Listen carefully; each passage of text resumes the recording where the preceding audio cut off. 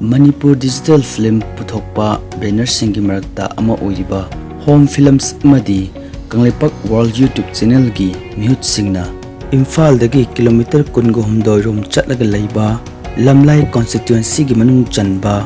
Hantakta Tokyo Olympic Ta Miyam Gi Michat Purakrabi Amadi Manipur Khaktanatana Chaukraba India Gi Mai Purakrabi Saikhom Mirabai Chanu Gi Poknafam Lamdam Nongpok Kakchingda Mahak pu unaba chatli Mahak na angang oringai amadi hojik mai paklaba matam asi faubada mahak ki awa nungai wari kaya adu sumang lila koba lamdam asigi traditional art form asigi medium da puthoktuna malam gi mafam kaya da khanghan naba amadi wari oina lehaunabagi pandamda chatlibani machil manau taruk ki manungda iton tonbi Mama Mapana Luna Taujabi Saikhom Mirabai Chanu Gi Punsi Waribu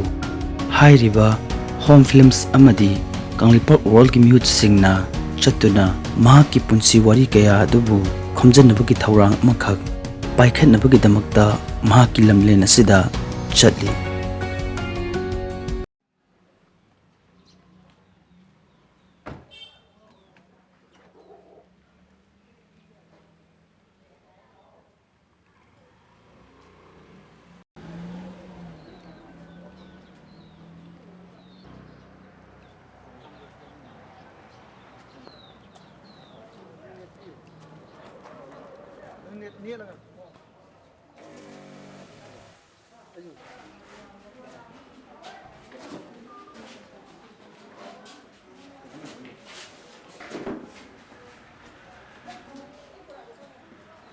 Wari liraga to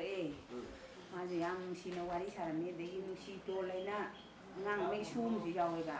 madi haji andili de thaba kure tapna tang kan ta ngai ti ngai ti angam jani sa phang na ban ngai ti ma chak tu chak aduna ji anta hairo so cha ta bi ro moi ni chak thi bi ro hayo bien de jo hayo chak ko ga tam ning na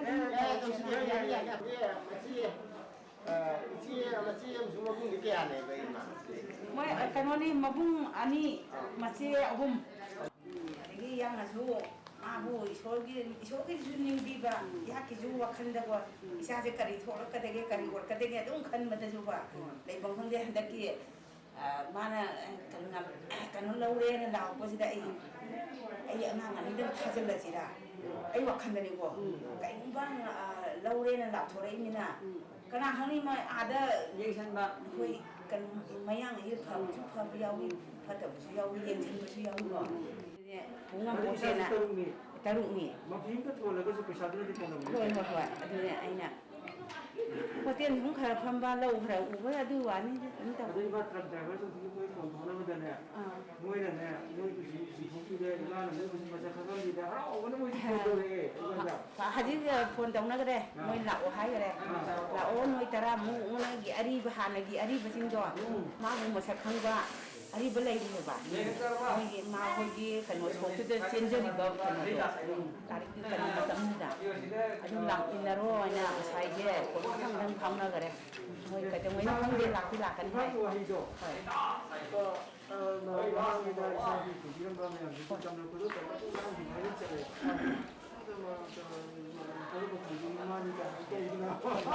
nahan ju unareba mana kan otar koi matang da unagreba la e ngang ahum la e ba ju unaraga mata na mana ju khatana wari le bi ran nai chan lo smart ma ta u ni aina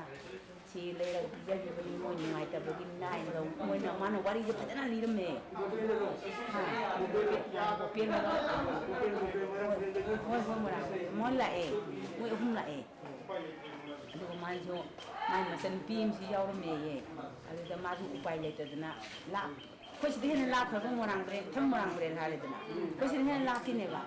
aduh mo ju imung manung do khrak khadung cha si khra kana tong ne haye mo li la ha ro nya ne ko tha ko sa ga ta wa ye ko si o da cha bi tur ge so ju ta ye da kanu yaw ye se ko ti yaw ye de amana mini mini ma beng ro de ma je mani pi ngang oi bura ja khare hayeng thung mani masan pi la koi hayeng soti lo we do thung mani na hayeng ma kan ha मासे कुई ने लगे तो बुद्धि मान रहा है मैं कंपटीशन में मुझे तांगा गति मुझे हर कोई जाए ना मुझे कौन मुझे अच्छा खिलती है Why do I know? Why suggest training to and go to 24 days in the preparation so that we can sound out again. Someone took the Sasan down to Pakalam.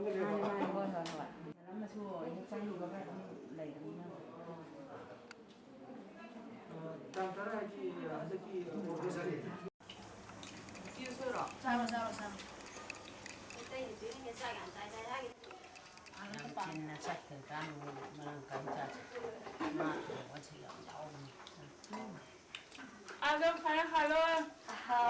नहीं हम तो बस आपको खाने खाते हुए देख रहे बस उसमें से बोल रहे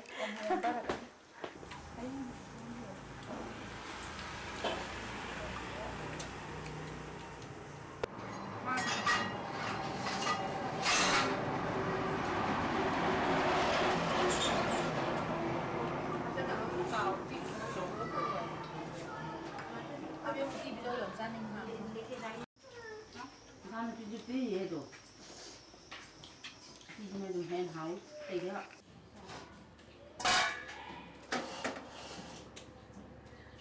Bây giờ dùng đủ con này khá là cái mình được.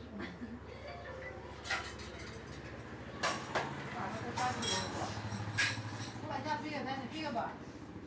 Biết đấy. Tao rồi. Karaga. Nang kimera no mi mate khaboya. Nare are. Anti. Sakan sakan mi sakan. Jangan khaboya mama. Ngal si jauh. Jangan ta. Ada makan khongan. Ya sa kho. Sayang tu lali. Ada sa kho ta ba. Pilai na. Pilai che. Kamu jauh pa. Nare na.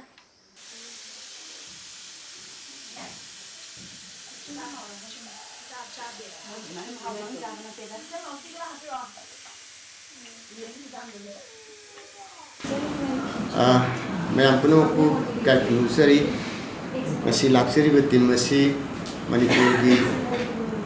film di industry da mayam thoinen sibiraba home films Manipur di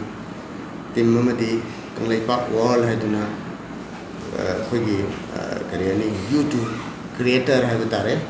adum loga famani khapni famani sina khogi isan Mirabai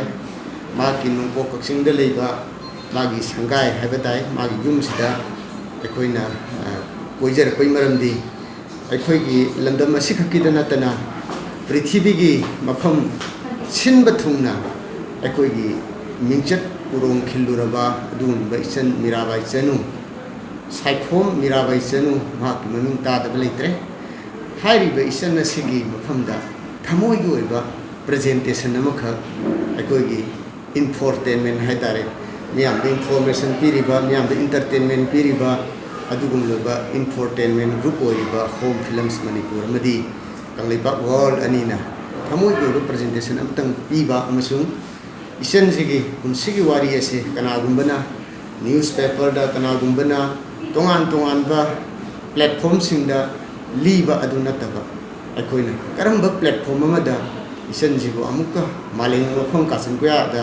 archive oina lehen bagi khudi yema toksike ha bagi wakhalundu miyam da thamjage maramaduna akoina ujar pathamoi gi oiba presentation simatang hana tawjage biri bisina akoigi oida lebi bisina gi akoi sigi thaba asibu pangthok na war kona bada coordination to biri ba maru advocate ni Chittaranjan advocate Chittaranjan aduga ai isa lilai jeba script writer Ranjit Ningthouja aduga yet lebiri bisina home films Manipur gi se fully director to oiduna lebiba khoibam homeshwori ma se actor oibibani amasung home films Manipur gi matam punamaki oina director oiduna lebibani koi khudol amatang director na isen khumda thamoi gi khudol ni khoi gi ke sule jeji thamoi gi khudol makhatang tamjabani nese ni khumda je director na isen gi punsida tongan tongan ba safu na kari gumba amat tapi bangam dana ba ekoi kano to bina ba fisina kupsaraga sen bungat se bagi dai to so khoi gi infotainment group asina luxury hai bo phun thamjare aduga loina loina na ekoi na thamjaga dori base ngasi yengbiri ba puna makta ekoi thamjaga dori base Mirabai Chanu hai base masi kanano hai base loina makna khangna basu masibu hen elaborately magi punsi wari je akoina thido ba matungda akoina technically know how se leitaba amasung akogi low technology oiba film gi medium da kanagumba singna kanagumba sakna re sing film gi medium da puthokpa ngamjara basu sanalaba manipur da di sumba technology ase nyamja bana film gi medium da di akoi production tawba ngamjadi maramaduna akogi landam sida akogi people na quite pamna yengbiri bamasung public ka tona tinaduna hingduna leiba art form amakha leijari Mirabai madudi de atai karsinate sumang lila ni sumang lila haiba art form asida akoi thak yamna tawre world trade center thuai re lidi sigi gulab tawre adagi africa gi idi amin gi wari ligre adagi akoi gi hona bakan bi science ki medalist Nobel Prize winner ogibe Madam Puri gi wari ekun sumang lila de ligre smile to duna akhoi gi tongan tongan ba lambi da platform da mai magi sinpham da leiba saknai da ba kaya gi wari je sumang lila da thangkat pa matam da akhoi na miyam na yamna pamna magi information amsu entertainment je lowe ba khudam moina handakta akhoi gi 11 July de ko 11 July da ngasi gi pandemic ase ngasi gi corona gi pandemic ase masi kai do wi ki doinoina akhoi vaccination to gada bani aduga akhoi ase SOP ngakata bani habi wakhalunda sumang lila puthui madugi matungda vaccination gi chang yamna wangkhalaki maram aduna akhoi na tawjakhiba thabak sing adugi manung chana isan Mirabai gi ayaba leibiragadi family gi ayaba leibiragadi ima hoi pabung hoi gi ayaba leibiragadi akhoi na sumang lila ko ba art form asida Mirabai Chanu ko sumang lila ama puthokpagi wakhalona do leijabani masida ayaba leibiragadi akhoi athuba matamda within a month or 2 months akhoi selected artists sing hojiti pabita chala ubaya da banina kaidamoi chatke kaidamoi ki doino hariba lila gi production gi format aduda puthokpagi asa leijai if yabiragadi Mirabai na ayaba su pibiu loinana Mirabai gi angang oiringai gi matamdagi oirakhiba wari si akhoi da libiu maramdi lila haidu da sindin sajin be yaroi nungaina ba hapaduna akhoi gi thongni madugi matangda Mirabai gi apam sum pam de beto akhoi tong phungdok pi haibi wa thamjari han mokda aiko phun khunjari ne busu yamna nungai ba phawe ai gi oinadi haitare dismaina tawrakani gaina auda khanjade wakhansida do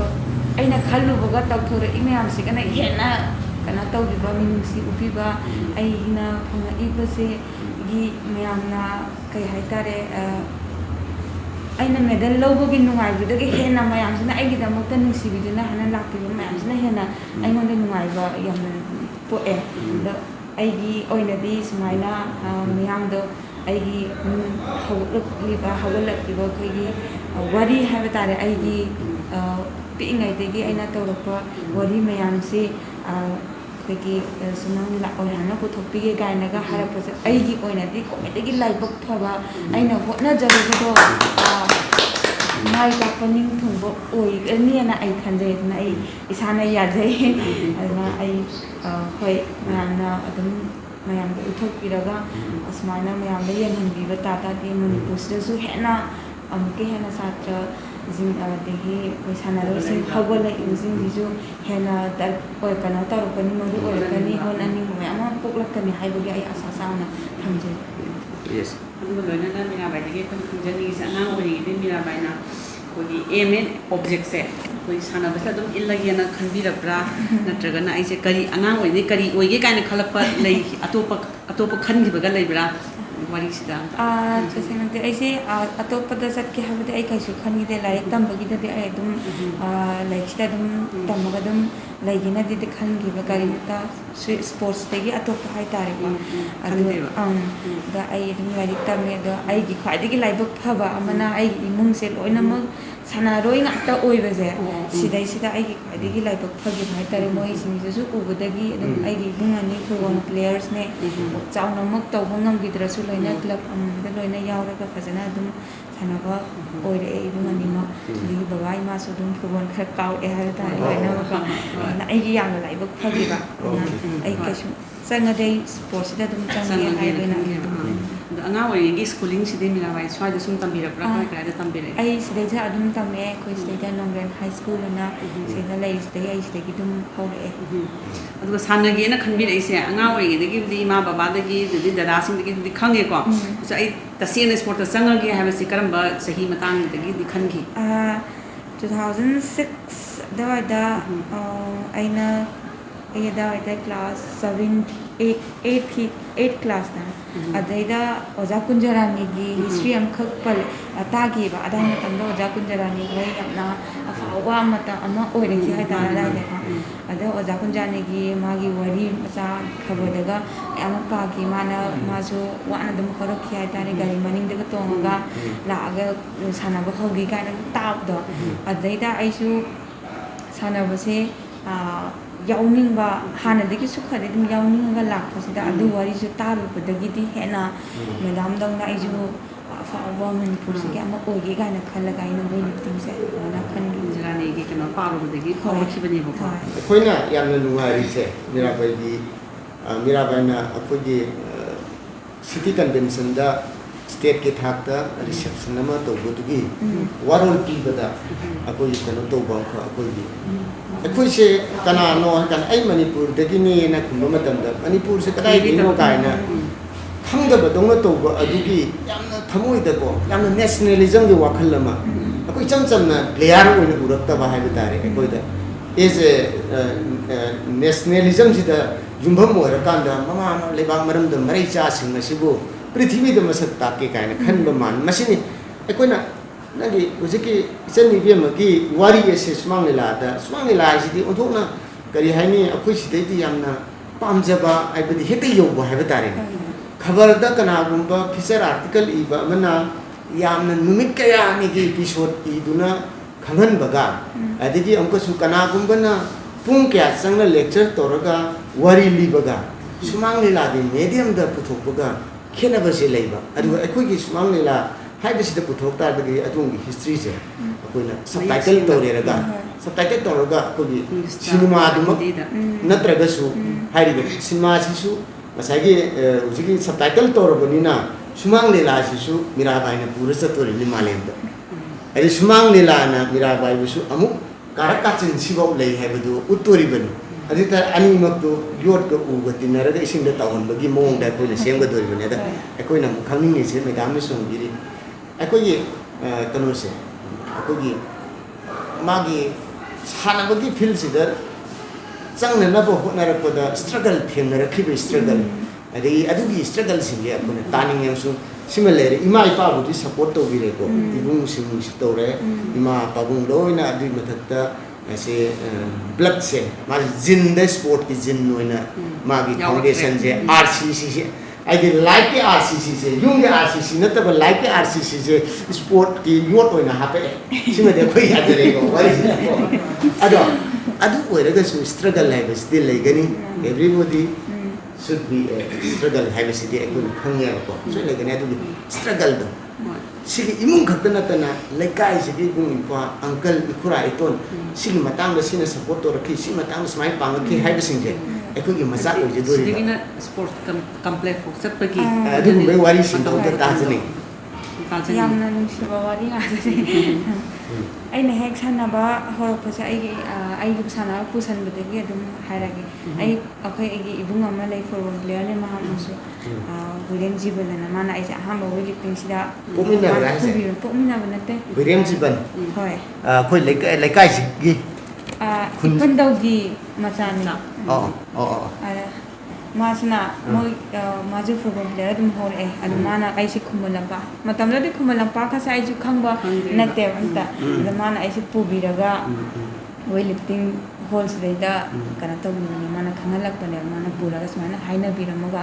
ojain tai makhada ai sana ko ojain tamlo sar bojen ani mo ani bi makhada hobadagi ojain tai makhada sana reba hobadagi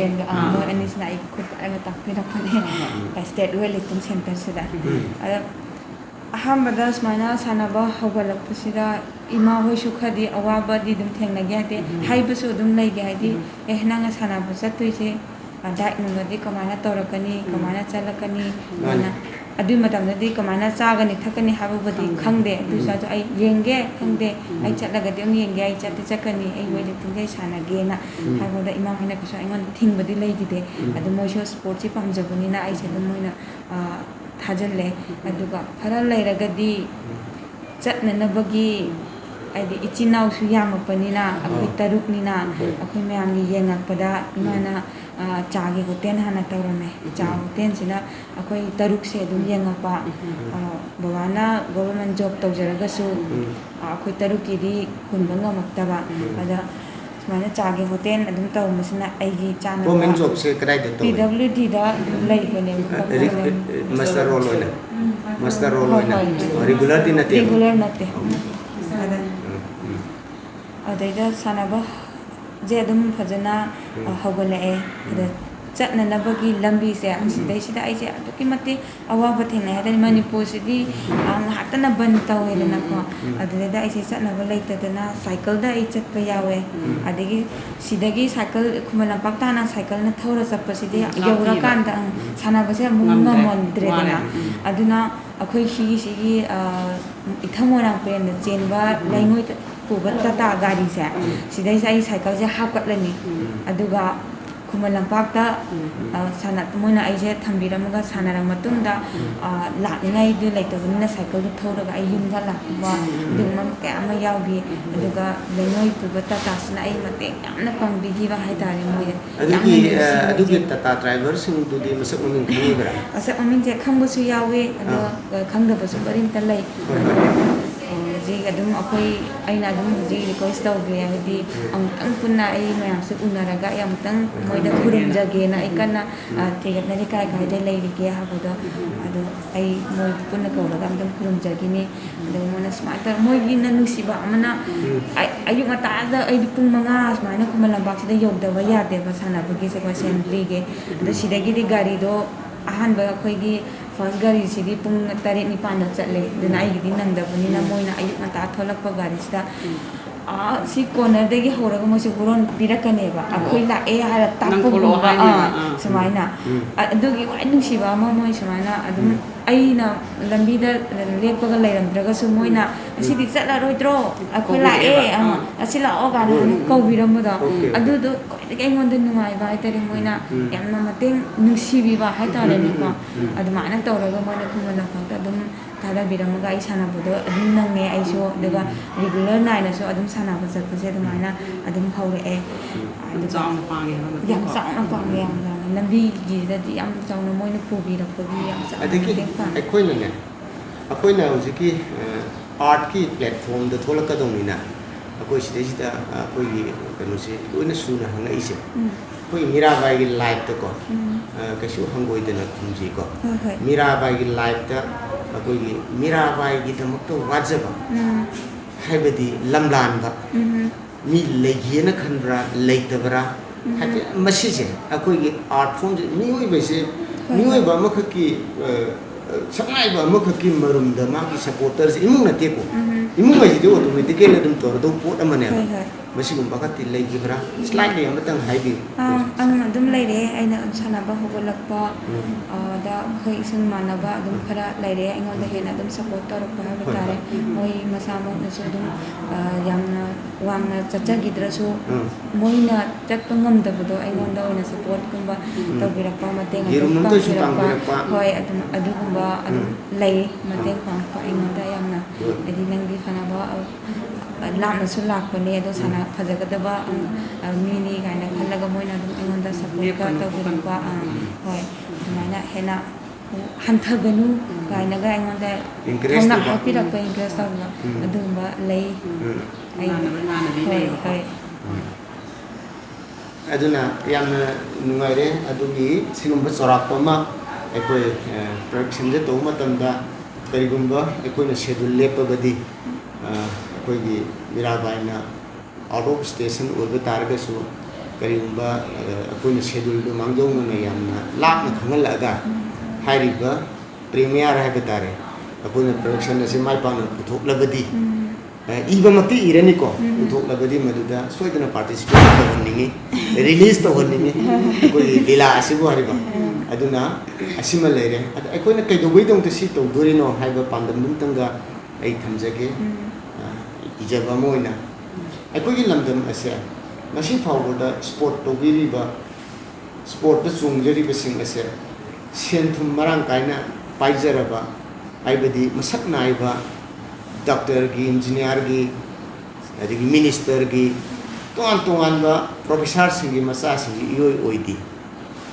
akhoi gi sanaroi singje makhoi makhoi gi macha oiramagadi ngasi gi tragedy si leiro adubu ngasi di adugumlaba sakthung phithungdraba miyoi sing asigi mathongna makhoi gi mathongna si masana maromdom mapambomna mi dugi marai bu phukpuna puraga lakna gi bangaktane akhoi ju miyoi baneba education da aina doctorate phangdragasu aina IS oidragasu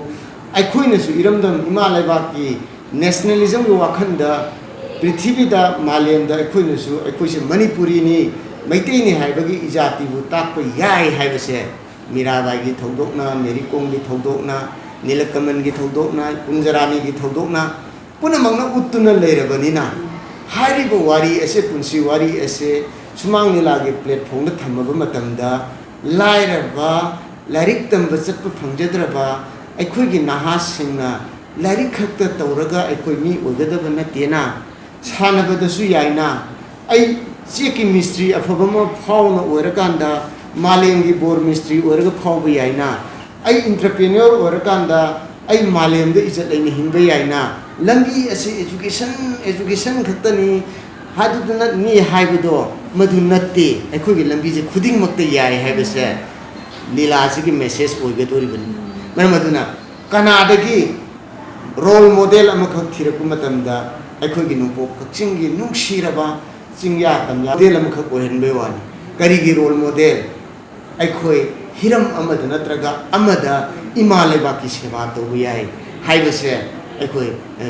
taibani maduna prithvi de leiba mipung khuding makna akhoi gi role model sing ase inakara khulaba sen tu matik chana pairaba imung de ngakta tholok tragasu adum yai tawadabu magi will power ado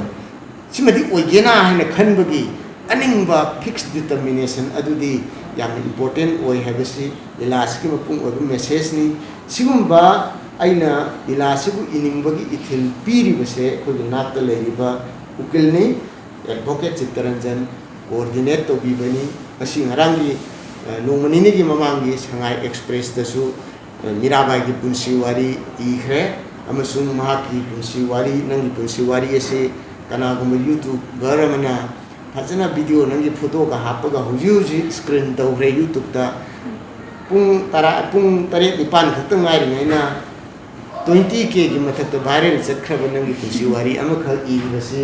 aigi nungsijaraba moza maru advocate Chittaranjan anmana se samjilatna dilagi platform da Mirabai gi punsi wari thamba tangai phade base engon inspire to bani moza Chittaranjan na Mirabai gi thamoida gi kayum bakhar sumthok ningba le so wapung khitang thambi ko chamse ai isenuki Miraji magi like sugi malam da di ai kai da hangjeroi adu magi speech da ai thamoi da dang lawa phajaba am yawe ai bu popi ba ima ipa ai bu tambi ba oza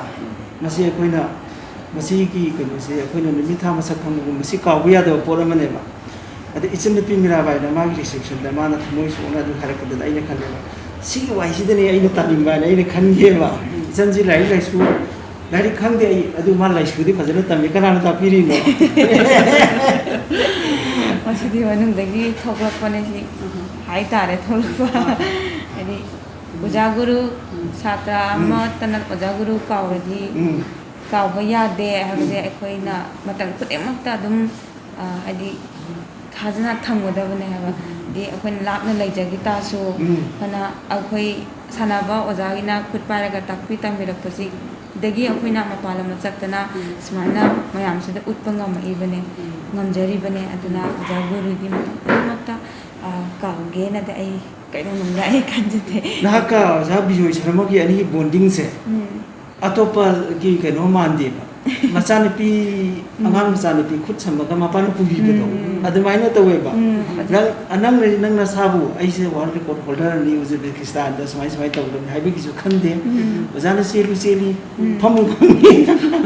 ate ki cha ga du sate ada ina o Mirabai se mo khoyu oza sida mana suki matik attachment lei sis mana lei ge di ada kidi ko silver the lotion le ada dan go di terus dari dong sewa ada mau di dan ada ini tahu jauh saja tapi di awal ni apa world record tu le na ada ini oza bisu di Mirabai di terus sewa so ini si juga ini suka orang mana kali masih ini personal ni pasti kita ini saja notice ki kiran riju se nangi yes if your nangi brother tu na tahu lu ini biko nama na nango yang ngai masih free hoina oh ya nah aduna aina nangi asagi raiki wanga nataba laisuina imani pana tambirabagi khangul sat khangba adagi lamdam sigi mayam sigi nang nakawdaba adagi nang nangi truck driver sing tawba adagi nangi dada bupen hoi legi ba santa hoi legi mayam to ai moi ko ko phone re moi sunu bi atha kale imung do yam ne to bana tara imung do hono yam khangi ai bali tabadi lai baki wani ko hono ko ko yam thakali moi su ko sina singba mayam je harau se na moi na yam ba moi na ai si tang tham se bali ko ai se ta seng na nang maramda kari muchi ame ibe se yam kiye ba ai ni maramda ibe wari se yam kije ba adum kutti tharage ai ju moi no kut kes ko tokshan bi ai ki raza ni adu bo mayam music pabi dana ngarang sebaran seli ngasi sebaran seli nang wari se nang muchi ni bi se yam adu ai ka su san ngang re ai bi ma ka su tami ai gi lai ko ang pha bane Kasi tuwa na lai trema ja asin ni sila Mirabai gi yang sin bima tam ni usiti nangi aku ni matam yang manghal roy ada aku na sana na imungi thabai ngang kari sum pangakpa kari simphang ga ti su ba ko ba pange adu su tani nge ko ni ya ni matam de thi sana ba sum lai bu su ya da hoi ai tum taw ai sana be hogolak pada ai yung ni mateng de dum pange di akhoi sideda adum mayam sum loina khangani hanjan dum hai di losing oiraga su ai adum losing low pukta satlaga ina gi mateng pangba adum yaur e aduwa khoi sai gi di sing chalaga nomo gi chak thona no gi se sing na le na bina sing de sum na kan de su am lai ada sing chan ba se ai yam toina chale hai ba tare ai akhoi chak thona na ba gi se asi je adum aina anamba matamda sing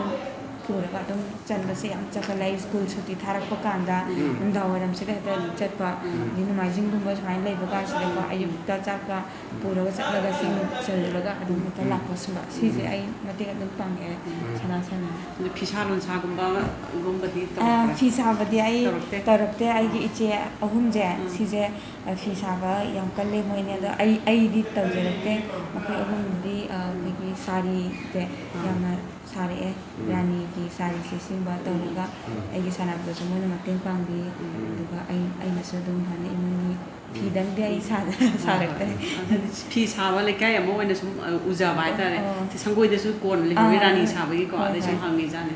아데 이샤나 수야 비람니나 수망리 라오이나 토प기세 아투바 마탐다 이 부토나 akoy lauthora ani ko lauthora di yang akoy tarik asu torani sim mong da sim ba artist akoy selection da wani artist ko na kay dubai ki doina puthui se amana pumlo group ngai na te ma sili sumang kutung chat pa yaro hujik ti pendang matam ni na online da sana da wani ana online da platform da tawgani adu duga asina su yamna hena audience yengi tawgada bu mase kanana sponsor tawgada ge kanana mating pangada ge production di adum financially problem kana darkar la kaduni na adu dina si kana gum ba makak na ko adum puthokpi ba ya ba koi bani na abu adum se so to for matunda aku press conference ma torakani adu aku torani hai besidi lepe aya bale rabani na Mirabai Chanu ko ba sumang nila ama Manipur miyam dana tana malengi miyam da magi infotainment haida magi information amasung laishu yauba lamdam sigi na culture yauba lamdam sigi nationalism de yumpham oiba lamdam sigi chana kanglon yauba entertainment duga mahaki punsigi information duga ani punjilaga infotainment gi masak oiba sumang nila ama Mirabai gi damuk ta khoi tobung amjaba haibadi magi wari je sumang nila da liba sinata ba dai lejadam nina masi nije ge ya bale ibra hangda yare haibire masi miyam na ngabiro athubu matamda pandemic manung sigi miyam da education piba infotainment play sumang nila Mirabai Chanu ai utna na bagi damukta soidana makki puthokna buthorang tawjere ai wafam se thamjaraga miyam puno kukhramjere 이거 이 실시간에 같은 것만 그냥 내가